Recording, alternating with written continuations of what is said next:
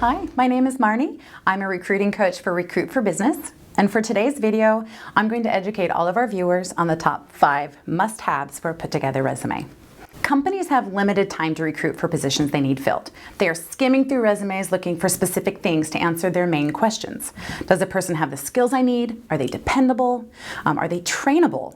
And are they going to fit into our company culture? As a recruiter, I can give you unique insight into what companies and recruiters like myself are looking for in your resume. For today's topics, we're going to look at how to make your resume stand out from the crowd with the information companies and recruiters are looking for. Here's some informative statistics for you of what we're looking. On average, recruiters are spending, up to 6 seconds scanning a resume. That's not much time, that's quick. And only 2% of resumes make it past round 1 of that skimming. We're looking at things, okay, it's like pass, no, that's what we're looking at, 6 seconds. Also, only the top third of your resume is the most important. That is what we're looking at first.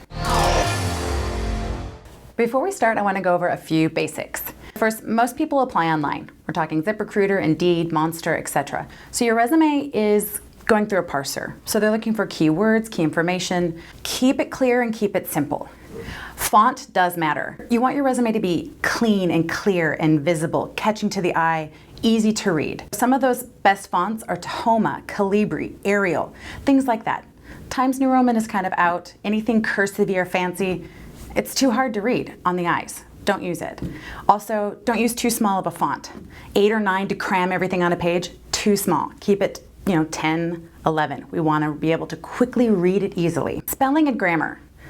Always use spell check and always have someone proofread your work. What may look normal and good to you or easily understood maybe isn't to someone else. Your resume can really be several pages long, 2 max, but it really depends on your work experience, how long you've been working. Again, we want this to the point, clean, clear, and simple and easy to read.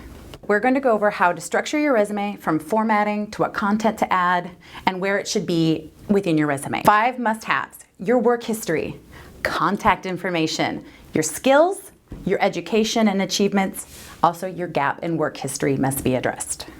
Number 1, your work history.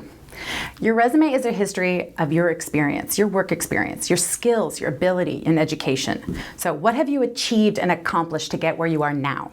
So that's where we're going to start. We're looking, are you dependable? Your job longevity. These things should be easy to see on your resume. So the first thing we're looking at is the proper sequence of employment. We're going in reverse chronological order, meaning the job you have now or your last job is first. I don't want to see what you were 5 years ago. I want to see what you are now. So just look at the example of what this is going to look like, reverse chronological order. We want to include the name of the company, the date, the month and year you started, and if it's something you're working at now, it's current. If not, again, the date, the month and year you finished working there. It should be easy to see. We can see your longevity really easily. The next thing it should include is the name of the company you work for, the city and the state it's in. Again, we're showing job longevity, where were you? And we're looking at, again, the month and year you started and the month and year you finished. Then we're going to look at the job you held and the bullet points, the content of what you did at that job. The duties you did every day. Think hard skills, things that you were taught to do at the job.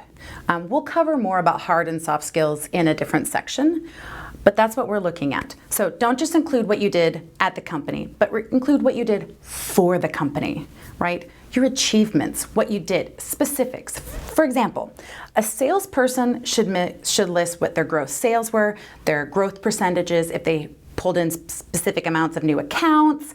That's what you should talk about. If you did accounting, what did you do in accounting? Well, I did P&L, I did job costing, I did accounts receivable, accounts payable. I processed, on average, 40 invoices a day. I contacted vendors. Customer service skills. Everyone needs good customer service skills, so make sure it's part of your job. Contact information. Can't tell you how many resumes I see every day that their full name's not on it. I try to call them, the number's disconnected, or their email is their current job email. Your contact information should be at the top center or on the top left of your resume. again, clean and smooth. Your full name, your legal name. So what's on your driver's license, put that on. If you go by a nickname, you can put that in parentheses on there as well. Next thing, we want a cell phone number or home number. Cell phone number is best. We want to be able to reach you. Technology today, companies are going to reach out to you by call, email, and text messaging. So if you really are interested in the job, make sure they can reach you at your number.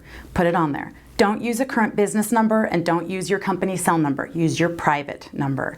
The last thing is your email. Again, we want an email we can get directly to you. You want your personal email that you check every day. And don't forget to check your junk inboxes as well every day, especially when you're applying for jobs. It should also be appropriate. No hotmama69@hotmail.com. That is not appropriate. I will not email you. If you need to, create one simply just for job applications, but it needs to be appropriate and you need to be checking it regularly. Number 3, we're looking at the skills section. So this should relate to the job you're applying for now, the skills you need for the current job. A lot of people have several different resumes if they have several different career paths, so keep that in mind. This section should go below your contact information. I prefer a skills section over a professional summary. Professional summaries have a lot of fluffy information. I followed company procedure and did my customer service and followed to the company's policy to the best of my ability. You just told me nothing about the job and really nothing about yourself. So don't do that. That's one of those. Pile number 2. I'm not going to look at you again, okay? Remember, recruiters, we're skimming 6 seconds. What are your hard skills with a few of your soft skills thrown in?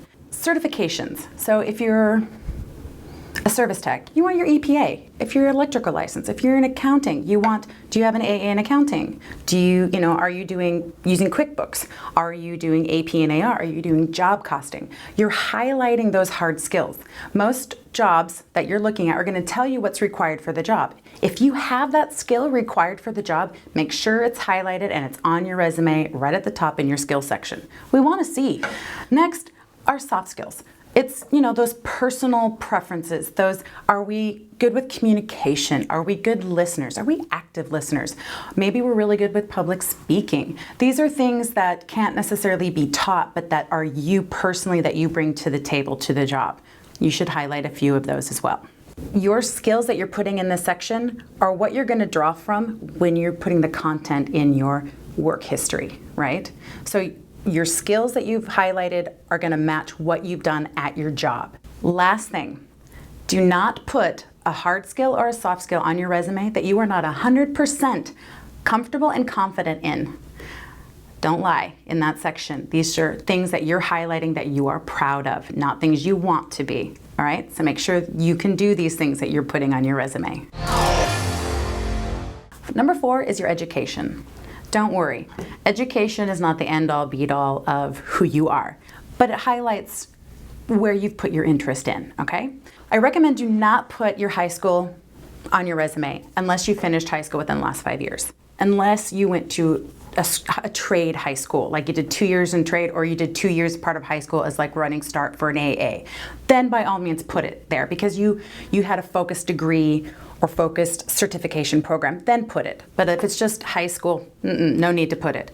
Also, if you spend time and money going to school, it should be on your resume. If you have a degree and went to a 4-year university or 2-year, we want to know the name of the university, the track you studied, what your degree was in, and when you finished. Again, if you didn't finish, just make sure we know that you didn't finish. But definitely put it on there, don't leave it out. All right, number 5, the last one we're looking at is gap in work history. Make sure you put your gaps.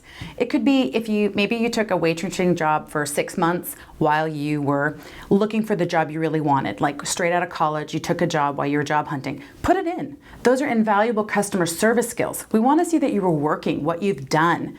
So make sure you put that in. And again, we want to see the company name, when you started, when you finished, the job you held. Again, did you receive any accolades? We want to see those things as well.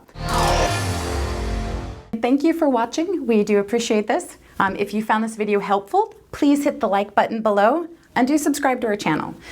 We are going to be posting more information regularly. If you have an idea or relevant topic that you're interested in, by all means, please put it in the comments below. We'd love to see it. We also wanted to provide you with a little bit of content for yourself to take with you. Below in the comments, you'll see links that you're able to download that hard skill and soft skills. You're able to download a template of a resume to get you started. There's also a link that you can choose that's for a free typing test. So if you don't know how fast you are with your typing skills, it's always a really good hard skill to have on your resume. So that link is below as well. Again, we hope you found this very helpful, and we'd love to see you again. Thank you.